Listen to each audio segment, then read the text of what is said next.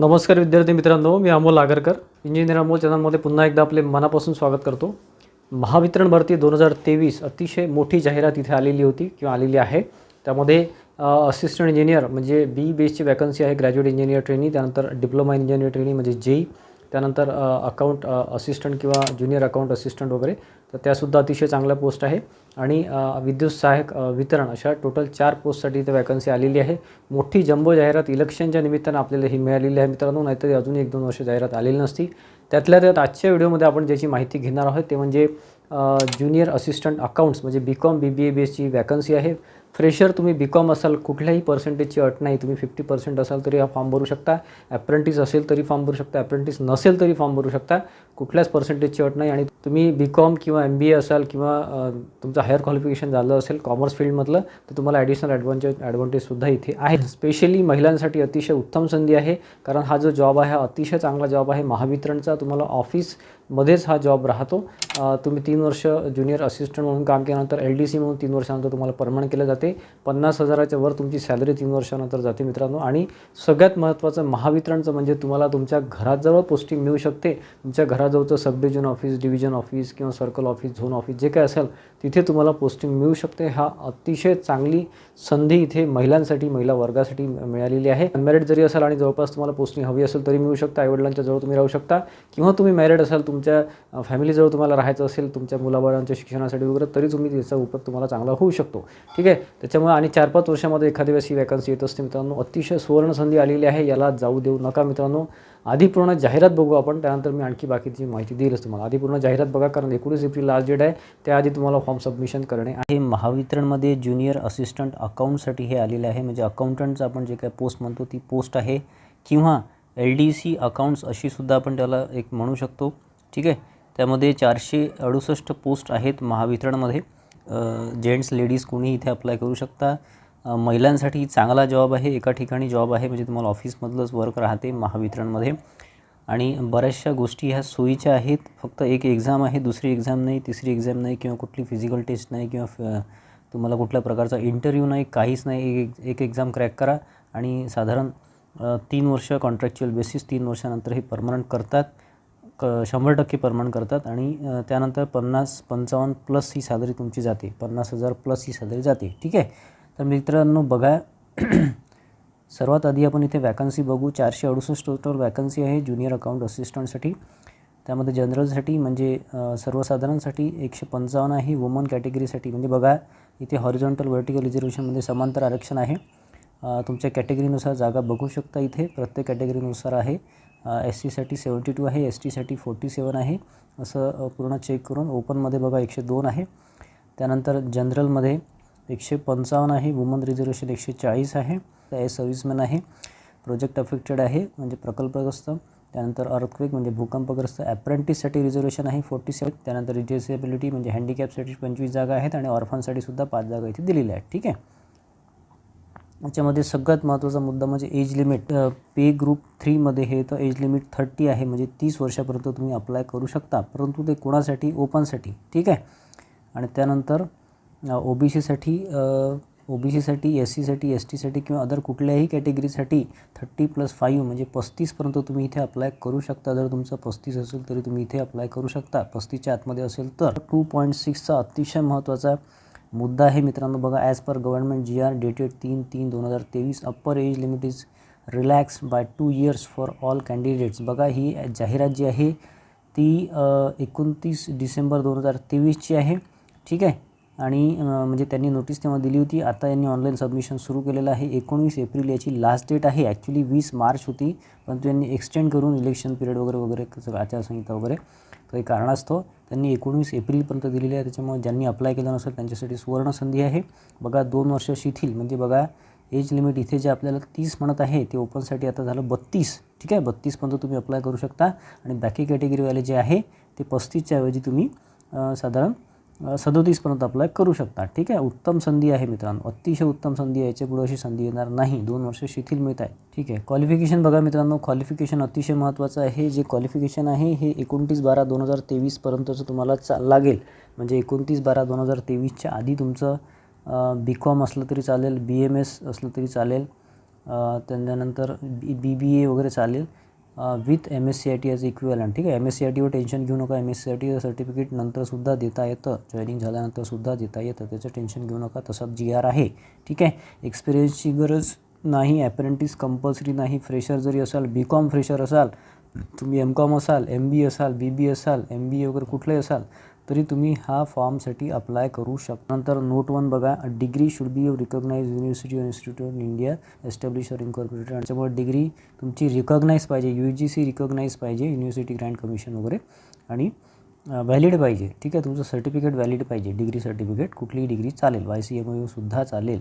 त्यानंतर बघा, MSCIT तुमचं नसेल तर MSCITसाठी यांनी थोडंसं इथे वेगळं ऑप्शन दिलेलं आहे की तुमचा 3 महिन्याचा कुठल्याही ड्युरेशनचा एखादा कोर्स झालेला असेल कम्प्युटर सर्टिफिकेट रिलेटेड तर तो सुद्धा चालेल. त्यानंतर बघा, पगार सगळ्यात महत्त्वाचा विषय असतो कुठल्याही रिक्रुटमेंटमध्ये किंवा जाहिरातीमध्ये किंवा भरतीमध्ये, की पगार किती आहे. बघा, इथे पहिल्या वर्षी जर तुम्ही जेव्हा जॉईन होता, सिलेक्शन झाल्यानंतर जॉईन झाल्यानंतर पहिल्या वर्षी तुम्हाला 19,000 पर मंथ मिळेल, दुसऱ्या वर्षी 20,000 मिळेल, तिसऱ्या वर्षी 21,000 पर मंथ मिळेल. ठीक आहे, तुमचं पोस्ट ग्रॅज्युएशन झालेलं असेल कॉमर्समध्ये, फिनान्समध्ये किंवा MBA असेल, MCom असेल तर तुम्हाला 1,000 एक्स्ट्रा मिळेल. म्हणजे 19च्या ठिकाणी 20 मिळेल, 20च्या ठिकाणी 21 मिळेल, 21च्या ठिकाणी 22 मिळेल. ठीक आहे, हे तुमचं कॉन्ट्रॅक्च्युअल बेसिसचं पेमेंट आहे.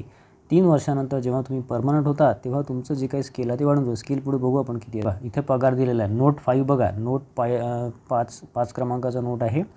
याच्यामध्ये बघा, lower division clerk accounts as per company LDC. तुम्ही आता ज्युनियर असिस्टंट अकाउंट म्हणून तिथे 3 वर्ष काम कराल. त्यानंतर तुम्ही LDC म्हणजे लोअर डिव्हिजन क्लार्क अकाउंट म्हणून तुमची पोस्ट होईल आणि त्याच्यामध्ये तुमचं 29,035 हे बेसिक होईल. बघा, म्हणजे आधी 19, 20, 21 असे 3 वर्ष घेतल्यानंतर तुम्ही परमनंट होतात. 99% मुलं परमनंट होतातच, त्याच्यामुळे डाऊट ठेवू नका मनामध्ये. ठीक आहे, मी 12-13 वर्ष या कंपनीमध्ये काम केलेलं आहे, त्याच्यामुळे मला माहिती आहे. ठीक आहे, त्याच्यानंतर 29,035 तुमचं पे स्केल लागू होतं. ठीक आहे, तर हे साधारण तुमचं हे बेसिक आहे. तर तुमची सॅलरी जाते साधारण 50 ते 55च्या घरामध्ये जेव्हा तुम्ही जॉईन व्हाल तेव्हा. चांगली सॅलरी म्हणून मित्रांनो, उत्तम संधी आहे. साध्या BComवर सुद्धा इथे तुम्ही जॉईन होऊ शकता. ठीक आहे, रिझर्वेशन रिलेटेड काही पॉईंट्स दिलेले आहे, तुम्ही इथे वाचू शकता. वाचल्याशिवाय फॉर्म भरू नका. नॉन क्रिमिनलबद्दल पण माहिती दिलेली आहे. नॉन क्रिमिनल सर्टिफिकेट हे त्या इयरला व्हॅलिड लागते. म्हणजे तुमचं ते नॉन क्रिमिलियर सर्टिफिकेट ज्या दिवशी तुम्ही फॉर्म भरता त्या दिवशी ते व्हॅलिड लागते.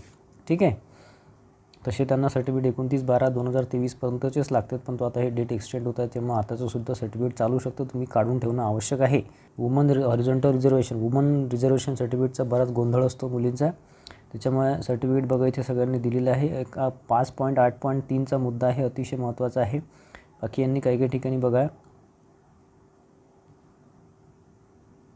ओपन कॅटेगरीला नॉन क्रिमिलियर लागणार नाही किंवा WR सर्टिफिकेट लागणार नाही असं 5.8.2 मध्ये म्हटलेलं आहे. ओपन कॅटेगरीच्या महिलांना घाबरायचं कारण नाही.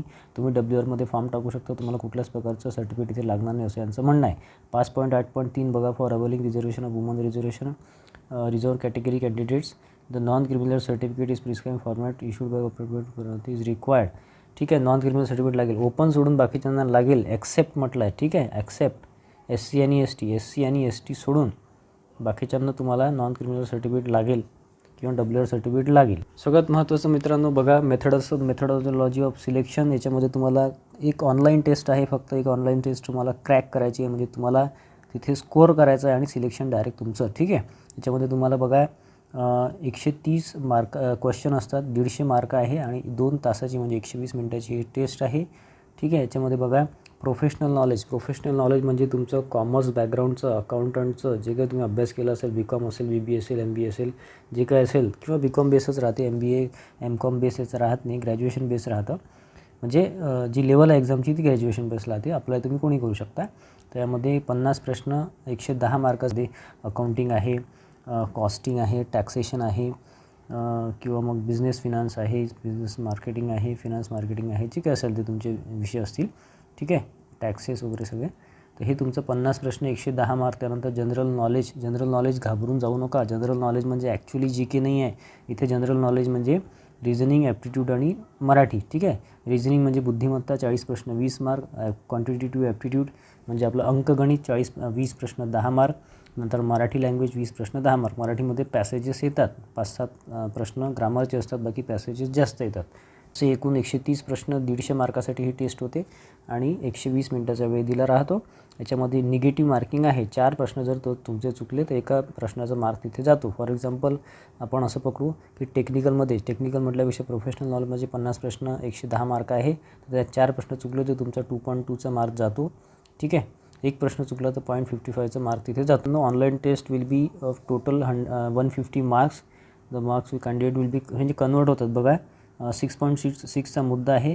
150 मार्काची ही ऑनलाईन टेस्ट होणार आहे. ती नंतर जेव्हा फायनल सिलेक्शन होतं IBPS जेव्हा लिस्ट येते तेव्हा ते 100मध्ये कन्वर्ट करतात. फॉर एक्झाम्पल तुम्हाला 150पैकी 75 मार्क्स असतील तर तुमचे 100पैकी कन्वर्ट करून ते 50%मध्ये 50 मार्क तुम्हाला राहतील. याच्यामध्ये यांचं 6.7चा मुद्दा अतिशय महत्त्वाचा आहे. बघा, ओपन कॅटेगरीसाठी कमीत कमी तुमचे मार्क्स 40 लागतील 100पैकी, म्हणजे 150 कन्वर्ट होऊन 40 होतात.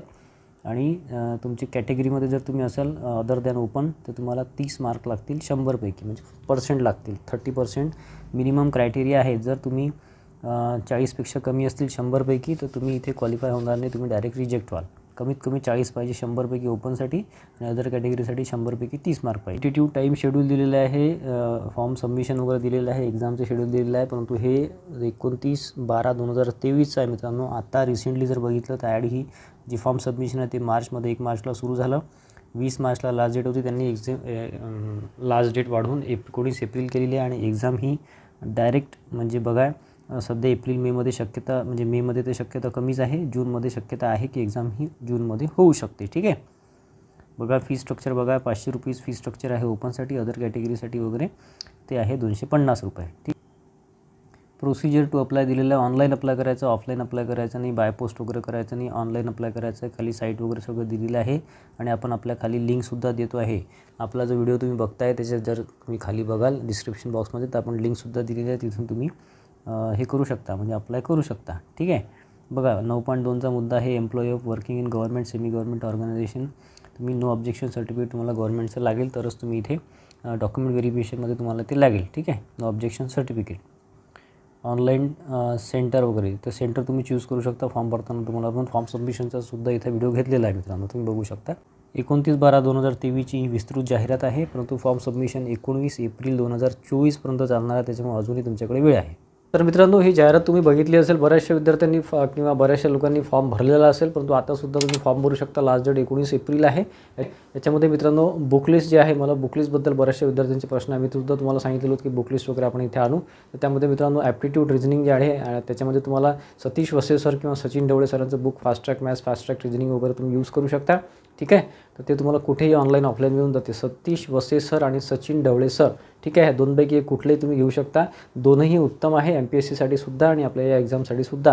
आणि मराठीसाठी बघा पॅसेजेस जास्त विचारतात. पॅसेजेस व्यतिरिक्त थोडंफार ग्रामर राहतं 4-5 प्रश्न, तर ते बाळासाहेब शिंदे सरांचं सुद्धा बुक तुम्ही यूज करू शकता किंवा मोरा वाळंबे सरांचं सुद्धा यूज करू शकता.